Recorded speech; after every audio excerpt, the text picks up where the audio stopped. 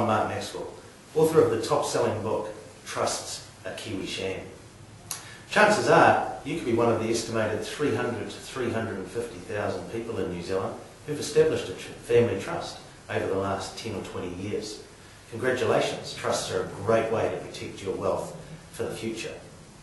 Unfortunately, far too many people have been sold trusts without being educated about what's required of them in their role as a trustee on an ongoing basis. And this is so important to protect the trust and the beneficiaries into the future. I'd like to talk to you today a little bit about some of the issues that you'll find in my book and some of the more important ones that we're finding on an everyday basis as we review trusts. The first one we're finding is that trustees, all trustees, aren't involved in the decisions of the trust. Trustees are not having annual meetings to discuss the activities of the trust and therefore not recording any minutes or resolutions of the decisions they are making. This is a fundamental role of trustees. You must be involved in the trust decision making. And that includes if you're the independent trustee.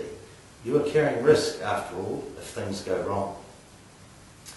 Not having meetings means that the minutes and documentations that goes with them are not being recorded. This is the evidence that the trustees have actually been performing their duties. This is the very evidence that someone looking to challenge your trust will be looking for. Another key area where trusts are falling down is not having financial statements prepared. Every year, without fail, trustees must prepare some form of financial statements. This doesn't necessarily mean having to involve an accountant. If the activities of the trust are relatively straightforward, trustees may even be able to prepare these simple statements themselves. The point is they must be done and they must be done regularly. And they should also be signed off by all of the trustees at the meeting as being a true and correct record of the trust.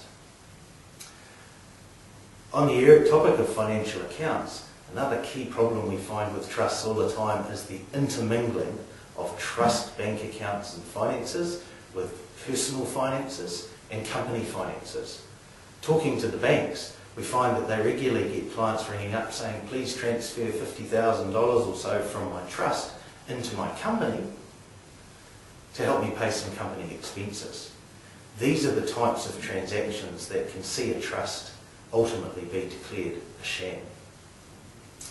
And another final point of one of the common issues we're finding, and you'll hear a lot more about over the next few years, is the right that beneficiaries have to know what's going on in the trust.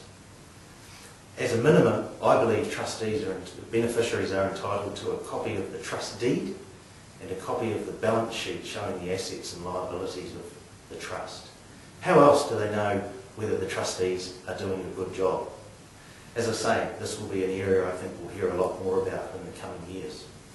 These are just a few of the issues we're finding in a whole list of issues, and I cover many more of them in my book.